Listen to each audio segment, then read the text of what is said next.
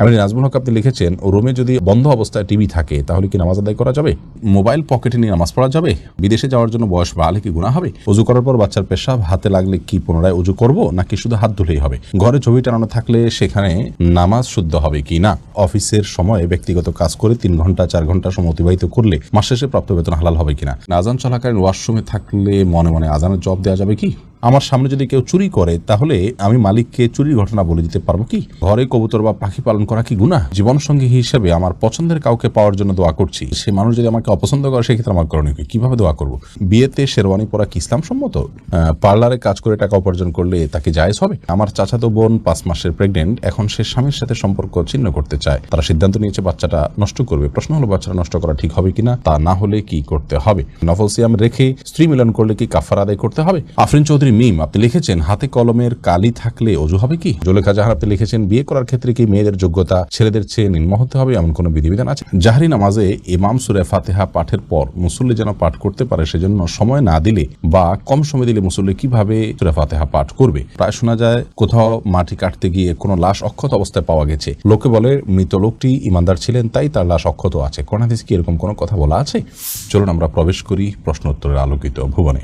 MD Farid আপনি লিখেছেন, পানির নিচে ছতর ঢাকা লাগবে কি? পানির নিচে ছতর ঢাকা আবশ্যক নয় যদি সেটা উপর থেকে কেউ না দেখে। এমডি আবির আপনি লিখেছেন, আমার একটা ডিপিএস আছে, তার সুদ দিয়ে কি আমি নিজের বাথরুম বানাতে পারবো? ডিপিএস এর সুদ দিয়ে আপনি নিজের বাথরুম বানাতে পারবেন না, কোনো গরিব মানুষকে বা পাবলিক টয়লেট ইত্যাদি করে দিতে পারেন, নিজে করবেন না। সত্যপথের দিশারি আইডি থেকে আপনি লিখেছেন, নফল সিয়াম রেখে স্ত্রী মিলন করলে কি কাফারা আদায় করতে হবে? নফল সিয়াম রেখে যদি কেউ স্ত্রী মিলন করেন তাহলে সেক্ষেত্রে কাফারা আদায় করতে হবে না, তবে সে কাজা রাখতে হবে। অনেক উলামা ইকরামের মতে কাজা রাখতে হবে না, যে বিশেষ করে হাম্বলি মাযহাবের উলামা ইকরাম মনে করেন যে কাজা রাখতে হবে না, এবং সেক্ষেত্রে তারা মনে করে যে নফল কাজ ভেঙে ফেললে সেটা আবার পুনরায় করা আবশ্যক নয়। তবে হানাফি মাযহাব অনুযায়ী কাজা করতে হবে, কাফারা কোনো অবস্থাতেই করতে হবে না, কারণ রমজানের রোজা শুধুমাত্র ভাঙলে সেক্ষেত্রে কাফারা করতে হবে। জুলেখা জাহান আপনি লিখেছেন, বিয়ে করার ক্ষেত্রে কি মেয়েদের যোগ্যতা ছেলেদের চেয়ে নিম্ন হতে হবে এমন কোনো বিধিবিধান আছে? না, এমন কোনো বিধিবিধান নেই, এই ক্ষেত্রে কম বেশি হতে পারে, এর জন্য বিয়ে অশুদ্ধ হওয়ার কোনো কারণ থাকতে পারে না। জালাল আহমেদ লিখেছেন, বিয়েতে শেরওয়ানি পরা কি ইসলাম সম্মত?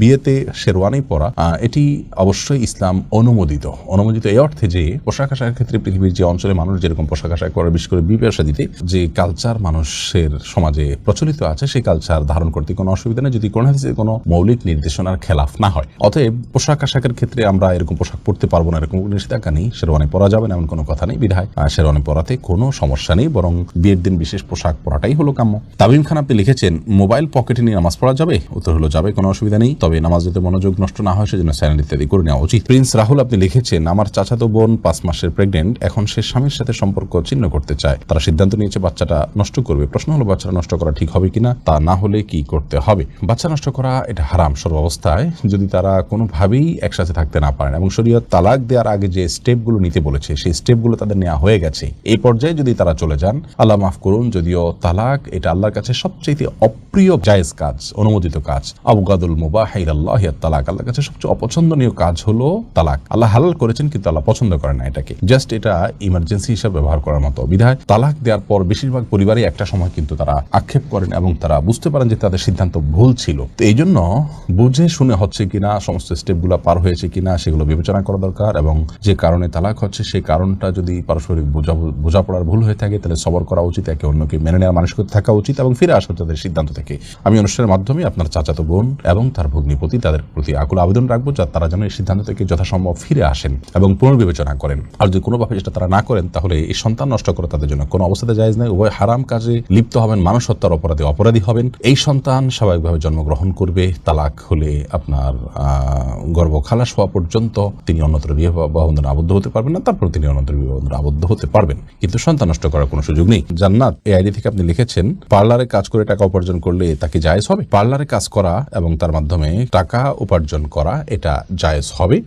বিশেষ করে পার্লারে টাকা আপনার উপার্জন করার ক্ষেত্রে আপনাকে দেখতে হবে যে সেখানে আপনি কি কাজ করছেন। আপনি যদি এমন কোনো সার্ভিস প্রোভাইড করেন যেটা আসলে হারাম, যেমন পার্লারে গিয়ে আপনি ধরুন গায়ে ট্যাটু আপনি লাগাচ্ছেন অথবা ছেলেদের গায়ে ট্যাটু লাগাচ্ছেন, যেটা লাগানো হারাম, তাহলে সেক্ষেত্রে আপনার জন্য এই চাকরি করা জায়েজ নয়। আর যদি সেখানে থেকে আপনি হালাল কাজগুলো করেন, মেয়েদের সাধারণ সাজগোজগুলো করে দেন, তাহলে সেক্ষেত্রে সেই চাকরি করাতে কোনো অসুবিধা নেই। জারিনী আইডি থেকে আপনি লিখেছেন, জীবনসঙ্গী হিসেবে আমার পছন্দের পছন্দের কাউকে পাওয়ার জন্য দোয়া করছি, কিন্তু সে মানুষ যদি আমায় অপছন্দ করে সেক্ষেত্রে আমার করণীয় কি, কিভাবে দোয়া করব? উল্লেখ্য 2 বার ইস্তেখারা করার পরেও মন থেকে সেদিকেই দোয়া করার ইচ্ছে প্রবল হয়। আপনি ইচ্ছে করবেন, দোয়া করবেন, চেষ্টা করবেন, বিশেষ করে ইস্তেখারার দোয়ার পর যদি সেটা না হয়, ওই লোকটা আপনাকে গ্রহণ না করে, তাহলে বুঝবেন যে আল্লাহ তাআলার পক্ষ থেকে সেখানে আপনার জন্য কল্যাণ নেই, আপনি অন্যত্র চিন্তা করবেন। পৃথিবীতে কাউকে অন্তরে এমনভাবে স্থান দেওয়ার সুযোগ নেই যে তাকে ছাড়া আমি বাঁচবো না, তার ছাড়া আমার সংসার হবে না, কারণ আমরা যেটাকে ভালো মনে করি সেটা যে ভালো হবে এই বিষয়ে কোনো নিশ্চয়তা আমাদের নেই। বরং এই সমস্ত ক্ষেত্রে আমরা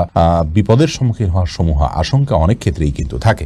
আখিরি নবীর উম্মতে আইডি থেকে লিখেছেন, ঘরে কবুতর বা পাখি পালন করা কি গুনাহ? ঘরে কবুতর অথবা পাখি এগুলো পালন করাতে কোনো অসুবিধা নেই, কারণ পাখি এই পশু এভাবেই পালন করা হয়ে থাকে। বিশেষ করে পাখির ক্ষেত্রে যে পাখিগুলো খাঁচায় পালনযোগ্য, এভাবেই সেগুলো বেড়ে উঠেছে, জন্ম হয়েছে, জাতটাই এরকম, তাহলে সেগুলো পালা দোষণীয় নয়। তবে যে পাখি বাহিরে উড়ে চড়ে বেড়ায় সেগুলোকে বলপূর্বক আপনি বেঁধে রেখেছেন এবং খাবার দিচ্ছেন না, এরকম যদি হয় সেটাও জুলুম হবে।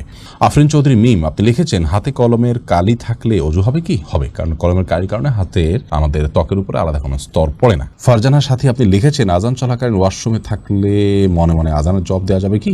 মনে মনে আজানের জবাব নয়, আজানের জবাব দিতে হবে মুখে। আপনি বাথরুমে থাকলে সেখানে তো আল্লাহর নাম উচ্চারণ করবেন না, এই জন্য আজানের পরপর যদি বের হন তাহলে বাইরে এসে আপনি আজানের জবাব দিতে পারেন, অথবা আপনি দিবেন না। মনে মনে দিলে আপনি সেটা দিতে পারেন, আল্লাহর কাছে সওয়াব আশা করতে পারেন যে আমি চেষ্টা করেছি, আল্লাহ তাআলা সেজন্য সওয়াব দিতেও পারেন, কিন্তু আজান মূলত জবাব দিতে হবে মুখে, বাথরুমে সেটা করা যাবে না। অতএব করতে পারছেন না সেজন্য মনে মনে আপনি দিতেই পারেন আপনার মনের সান্ত্বনার জন্য, এবং আল্লাহর কাছে সওয়াবের আশাও আপনি করতে পারেন। আরিফুল ইসলাম আপনি লিখেছেন, ঘরে ছবি টাঙানো থাকলে সেখানে নামাজ শুদ্ধ হবে কি না? কোনো বাসা বাড়িতে কোনো অফিস যদি ছবি টাঙানো থাকে সেই জায়গায় সালাত আদায় করলে সালাত হয়ে যাবে, কিন্তু এরকম জায়গায় নামাজ পড়াটা মাকরুহ। নবী করিম সাল্লাল্লাহু আলাইহি ওয়াসাল্লাম একবার আয়েশা রাদিয়াল্লাহু তাআলার বাসায় সালাত আদায় করছিলেন, সেখানে পর্দায় কিছু ছবি ছিল, তখন তিনি বলছিলেন যে ছবিগুলো আমার সালাতের মনোযোগ নষ্ট করছে, তুমি এটা সরিয়ে ফেলাও। তারপর তিনি সেখানে সালাত আদায় করেছেন। এজন্য বোঝা যায় ছবি টাঙানো থাকলে সেখানে সালাত আদায় করাটা অনুচিত, অনুত্তম, মাকরুহ। কিন্তু আপনার সালাত আদায় করলে এরকম জায়গায় সালাত হয়ে যাবে, বিকল্প জায়গা থাকলে অবশ্যই সেখানে সালাত আদায় করা উচিত। এর পাশাপাশি এই ধরনের কাজ করা, অর্থাৎ কোনো বাসা বাড়িতে ছবি, কোনো প্রাণীর ছবি টাঙানো অথবা কোনো প্রাণীর ভাস্কর্য রাখা, এগুলো হারাম, সম্পূর্ণ হারাম। নবী সাল্লাল্লাহু আলাইহি ওয়াসাল্লাম নিষেধ করেছেন। তিনি বলেছেন, বুখারী হাদিসে আসছে যে লা তাদখুল মালাইকাতু বাইতান ফিহি কালবুন আও সূরা, কোনো বাসায় যদি কুকুর অথবা কোনো প্রাণীর ছবি থাকে সেখানে রহমতের ফেরেশতা প্রবেশ করে না। তিনি অন্য হাদিসে বলেছেন, কোনো প্রাণীর ছবি রাখা, ভাস্কর্য ইত্যাদি, প্রাণীর ভাস্কর্য ইত্যাদি রাখা এগুলো গুনাহের কথা, জায়েজ নয়। এই হাদিস থেকে সেরকমটি বোঝা যায়। মোহাম্মদ শহীদ নূর আপনি লিখেছেন, আমার সামনে যদি কেউ চুরি করে তাহলে আমি মালিককে চুরির ঘটনা বলে দিতে পারবো কি? আপনি যদি চোরের সম্পর্কে মালিককে অবহিত করলে মালিক ক্ষতির হাত থেকে রক্ষা পাবেন, সেরকম সুযোগ থাকলে অবশ্যই আপনি তাকে অবহিত করতে পারেন এবং করা উচিত। খিসলু আপনি আইডি থেকে লিখেছেন ইউটিউব চ্যানেলে, অফিসের সময় ব্যক্তিগত কাজ করে 3 ঘন্টা 4 ঘন্টা সময় অতিবাহিত করলে মাস শেষে প্রাপ্ত বেতন হালাল হবে কিনা? আপনার বেতনের ওই অংশ হালাল হবে না যে অংশটা আপনি তসরুপ করেছেন বা নিজের কাজে ব্যয় করেছেন, যদি করতে কোনো অনুমোদন ছাড়া করে থাকেন। দ্বিতীয়ত, আপনি মানুষের আমানতের খেয়ানত করেছেন, সেজন্য আপনি অবশ্যই অপরাধী আছেন। আল্লাহর কাছে তওবা করে ইস্তেগফার করে ক্ষমা প্রার্থনা করা উচিত। পুরো বেতনের জন্য হারাম হয়ে যাবেন অবশ্য।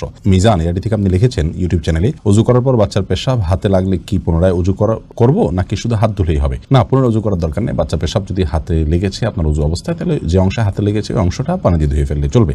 এর পরের প্রশ্ন হলো যে, হুমায়ুন কবির আপনি লিখেছেন, প্রায় শোনা যায় কোথাও মাটি কাটতে গিয়ে কোনো লাশ অক্ষত অবস্থায় পাওয়া গেছে, লোকে বলে মৃত লোকটি ইমানদার ছিলেন তাই তার লাশ অক্ষত আছে। কোরআন হাদিসে কি এরকম কোনো কথা বলা আছে? খুবই গুরুত্বপূর্ণ একটি প্রশ্ন ভাই হুমায়ুন কবির। কোনো মৃত ব্যক্তির লাশ অনেক বছর পরে যদি পাওয়া যায় অক্ষত অবস্থায়, তাহলে লোকটি খুব আমলদার, ইমানদার, এটি নিশ্চিত করে বলার কোনো সুযোগ নেই। কোরআন হাদিসে এরকম কোনো কথা আমাদেরকে ইন্ডিকেট করেনি। আমরা সুধারণা করতে কোনো অসুবিধা নেই, বিশেষ করে লোকটির ব্যক্তিগত যে লাইফস্টাইল সেটা যদি কোরআন হাদিসের আলোকে তিনি তার লাইফকে গড়ে থাকেন, তাহলে সেক্ষেত্রে তার প্রতি সুধারণা করা যেতে পারে। এবং কোনো ব্যক্তি বিশেষের জন্য বিশেষ কোনো মর্যাদা অর্জিত হলে, তার কোনো কারামত প্রকাশ হলে, আল্লাহ তার সম্মানার্থে কোনো কিছু দেখালে এটা হতে পারে। একই জিনিস অন্যদের জন্য পাওয়া যেতে হবে, সাব্যস্ত হবে, এটি জরুরি নয়। কিন্তু আমরা আবার হলফ করে নিশ্চিত করে বলতে পারি না লোকটি জান্নাতি, ভালো মানুষ, সেজন্যই এমন হয়েছে, এরকমটি নিশ্চিত করে যেমন বলা যায় না, আবার উড়িয়েও দেওয়া যায় না। আজকাল বিজ্ঞান নানা রকম ব্যাখ্যা দিচ্ছে যে কোনো কোনো লাশ কেন অক্ষত অবস্থায় পাওয়া যাচ্ছে, সেই ব্যাখ্যাগুলোর সাথে কোন হাদিসের সাথে যেটুকু আমরা দেখেছি, জেনেছি, কোনো সংঘর্ষ নেই। অতএব এটা নিয়ে খুব বেশি হইচই করার কিছু নেই। বিশেষ করে কোনো অক্ষত অবস্থা লাশ পেলেই সেটা নিয়ে হইচই করা এবং সোশ্যাল মিডিয়াতে ছড়িয়ে বেড়ানো এবং এটার ভিত্তিতে লোকটাকে জান্নাতি সার্টিফিকেট দেওয়া, এরকম কোনো কারণ নেই। আর এর বিপরীতে কোনো নেককার আমলদার মানুষ, তার কবর মাটির সাথে মিশে গেছে, হাড়গোড় পাওয়া গেছে, তাহলে তিনি বোধহয় আর এত আমলদার নন, নেককার নন, আল্লাহর প্রিয় মানুষ নন, এরকমটি মনে করার কোনো কারণ নাই। আলমে বারজাখ বা মৃত্যু পরবর্তী যে জগৎ, সেই জগতে মানুষ নেক আমল করে থাকলে জান্নাতের সাথে তার সংযোগ স্থাপিত হবে, আল্লাহ তাআলা জান্নাতের নেয়ামত তাকে দিবেন। আর তিনি দুনিয়াতে বদামল করে থাকলে, জাহান্নামী হয়ে থাকলে জাহান্নামের শাস্তি তিনি ভোগ করবেন। তার ধ্বংসাবশেষ যে অবস্থায় থাকুক, সেটা হাড় গোড় মাটিতে মিশে যাক, যে অবস্থায় থাকুক না কেন, তার সেই অবস্থাতে আল্লাহ তাআলা তাকে সেই স্বাদ আস্বাদন করাবেন, সেটা নেয়ামত হোক কিংবা নেকমা বা শাস্তি হোক। বিধায় এই বিষয়গুলো নিয়ে খুব বেশি হইচই করার কোনো বিশেষ যৌক্তিকতা নেই। জুমানা ইসলাম আপনি লিখেছেন, বিদেশে যাওয়ার জন্য বয়স বাড়লে কি গুনাহ হবে? বিদেশে যাওয়ার জন্য যদি বয়স বাড়িয়ে লিখতে হয় যে এত বছর না হলে সেটি করা যাবে না, তাহলে সেক্ষেত্রে আপনি ওই বয়স বাড়িয়ে লিখেছেন, অবশ্যই সেটি গুনাহের কারণ হবে, কারণ মিথ্যা বলা সর্বাবস্থায় ইসলাম হারাম করেছে। এমনি নাজমুল হক আপনি লিখেছেন, রুমে যদি বন্ধ অবস্থায় টিভি থাকে তাহলে কি নামাজ আদায় করা যাবে? রুমে বন্ধ অবস্থায় টিভি থাকলে সেই রুমে যদি আপনি নামাজ পড়েন তাহলে সালাত আপনার হয়ে যাবে।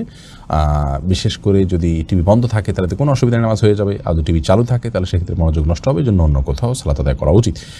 এরপরের প্রশ্ন হলো, জাকির হুসাইন আপনি লিখেছেন, জাহরি নামাজে ইমাম সূরা ফাতিহা পাঠের পর মুসল্লি যেন পাঠ করতে পারে সেজন্য সময় না দিলে বা কম সময় দিলে মুসল্লি কিভাবে সূরা ফাতিহা পাঠ করবে? যেসব সালাতে ইমাম প্রকাশ্যে কেরাত পড়েন, যেমন মাগরিব, এশা এবং ফজর, সে সমস্ত সালাতগুলোতে মুসল্লি ইমাম সাহেবের কেরাত শ্রবণ করবেন, পাঠ করতে যাবেন না। এটাই হলো আপনার সবচেয়ে বিশুদ্ধতম মত এবং এই মতটি অধিকতর নিরাপদ। এর কারণ হলো যে ইমাম যখন উচ্চস্বরে কেরাত পড়বেন তার পেছনে আপনি কখন কেরাত পড়তে যাবেন?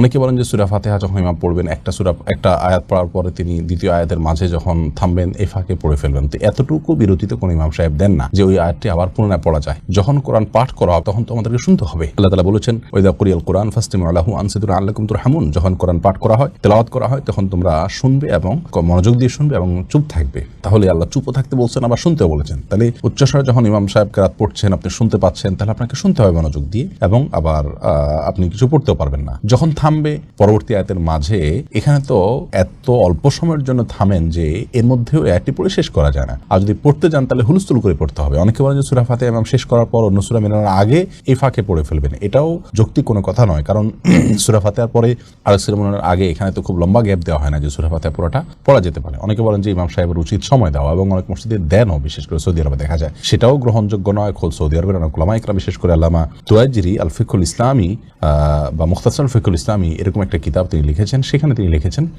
যে ইমাম সাহেব সূরা ফাতিহার পর মুক্তাদিরকে সূরা পাঠের জন্য সুযোগ দিয়ে নিজে নীরব থাকবেন, চুপ থাকবেন, এরকম কোনো বর্ণনা, কোনো নির্দেশনা বা কোনো আমল রাসূল আকরাম সাল্লাল্লাহু আলাইহি ওয়াসাল্লামের কোনো হাদিস থেকে পাওয়া যায় না। যার কারণে ইমাম সাহেব যখন উচ্চস্বরে কেরাত পাঠ করবেন তখন আমরা কেরাত শ্রবণ করব, সেটা ইনশাআল্লাহ যথেষ্ট।